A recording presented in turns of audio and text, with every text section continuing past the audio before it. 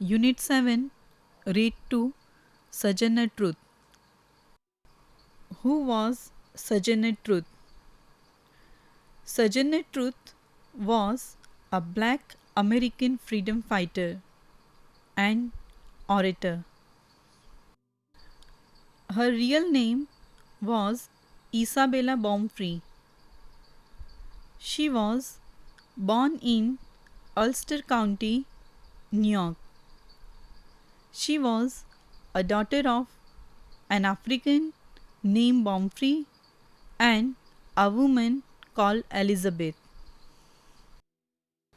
About the age of 9, she was auctioned off to an Englishman named John Neely. The Neelys understood very little of her Dutch jargon, and as a result, she was often brutally punished for no real reason. Neely sold her to a fisherman who owned a tavern in Kingston, New York. Here she acquired the idiomatic expressions which came to mark her speech. John J. Dumo, a plantation owner, purchased her next. During his tenure with his family, she married and had 5 children.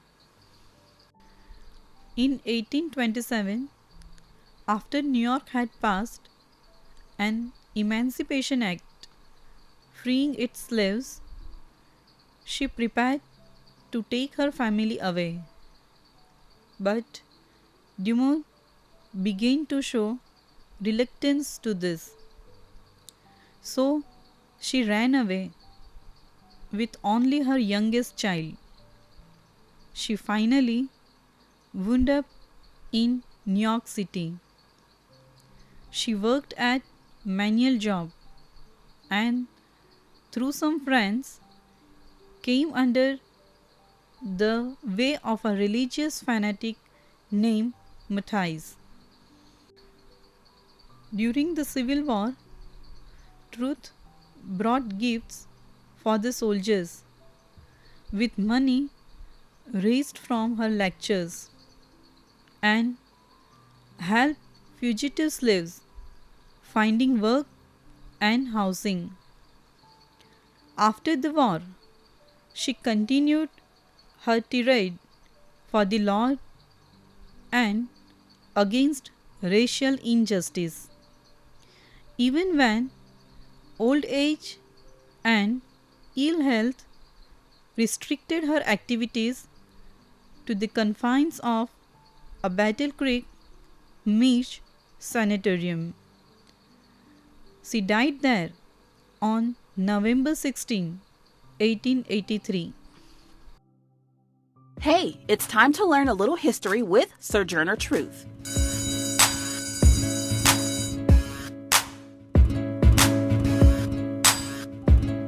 In history, standing up and being a leader wasn't always easy, especially for a woman named Sojourner Truth.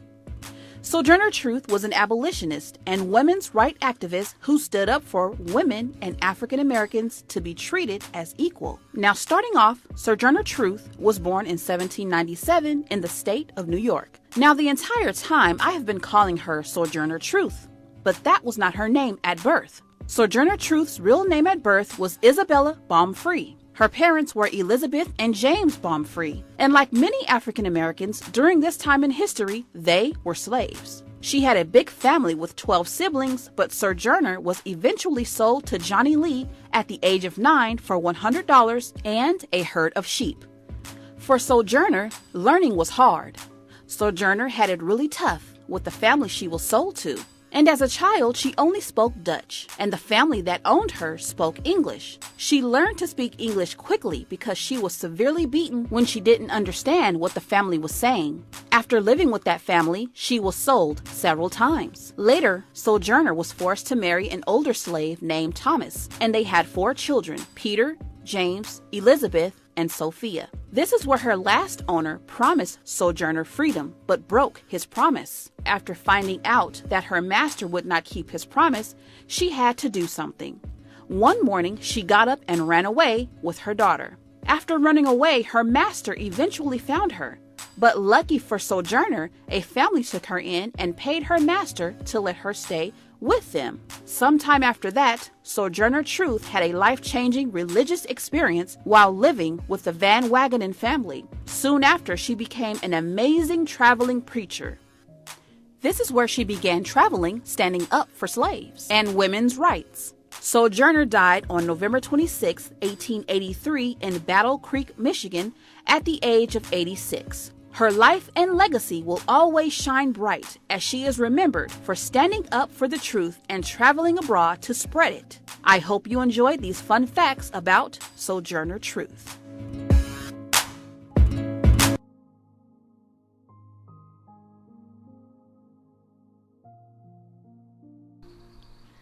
Here is one of her famous speeches entitled as "Ain't I a Woman?", which she delivered in the Women's Convention in Akron, Ohio in December 1851.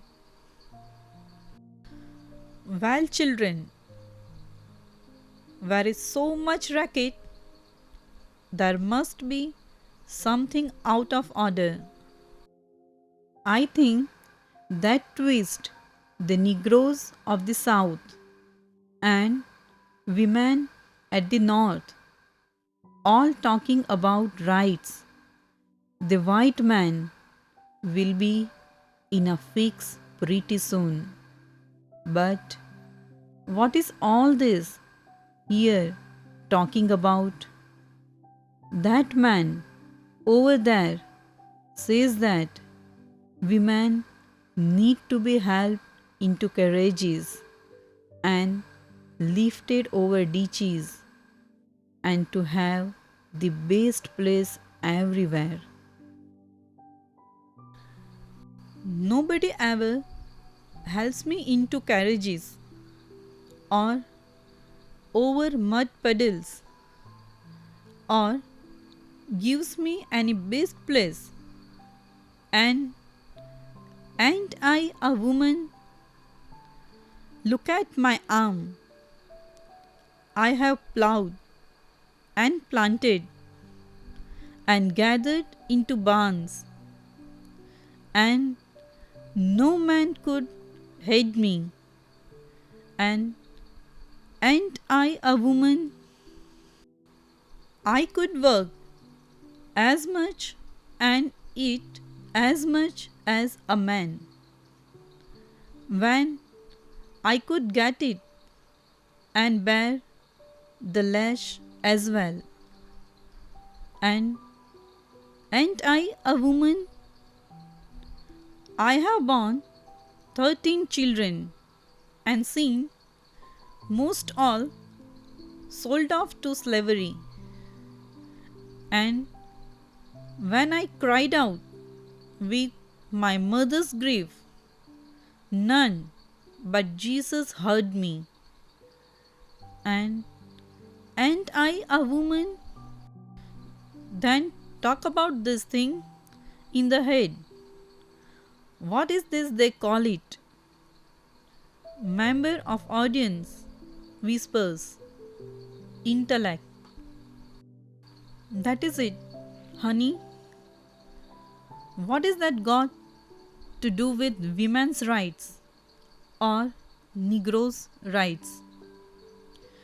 If my cup won't hold but a pint and yours hold a quart, won't you be mean not to let me have my little half measure full?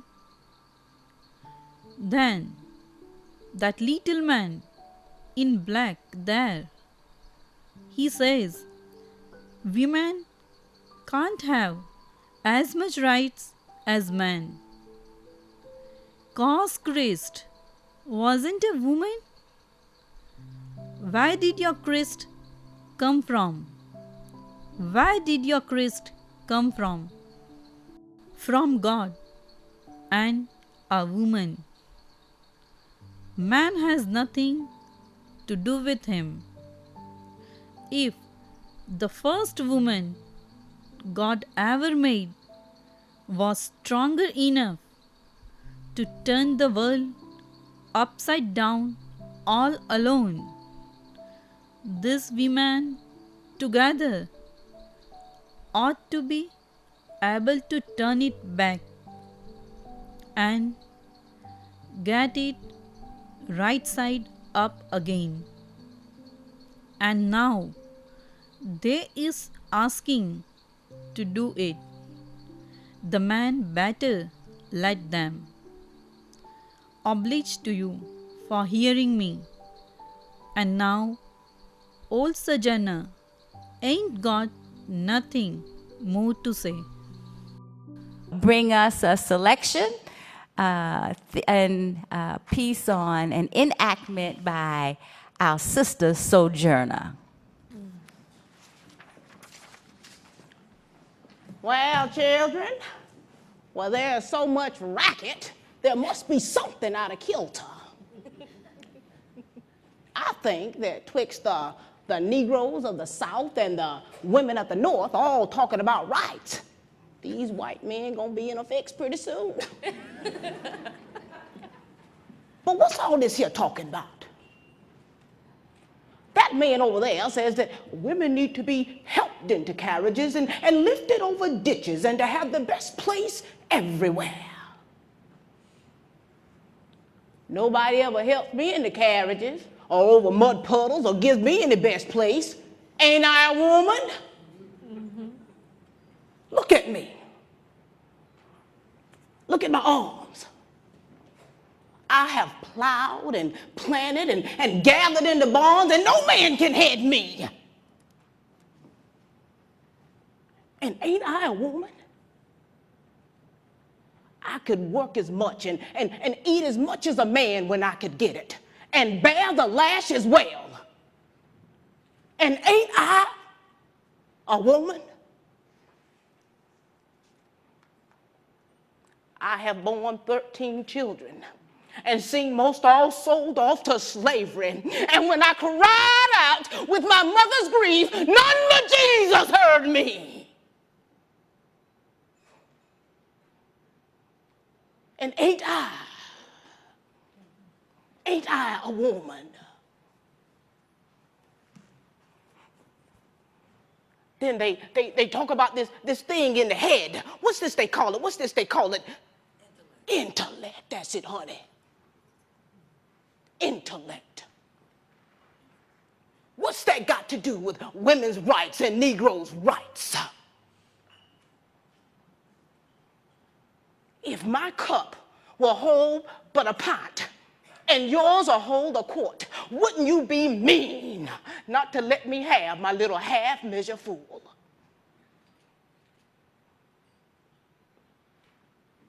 And then that man back there in the black, that man back in the black says that women can't have as much rights as men because Christ wasn't a woman. Where did your Christ come from? Where did your Christ come from? From God and a woman. Man had nothing to do with him. Now, if the first woman that God ever made was strong enough to turn this world upside down all alone, these women together ought to be able to turn it back and get it right side up again. And now, they's asking to do it.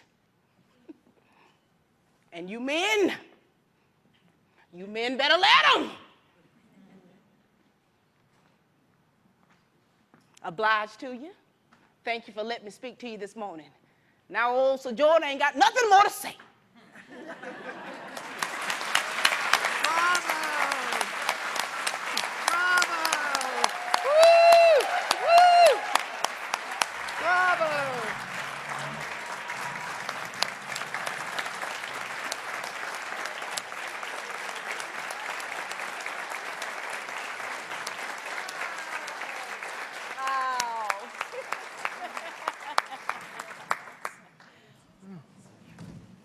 Oh my goodness, was that amazing or what, ladies? Ready now. Oh man, we ready now. What you said, Doris? All right.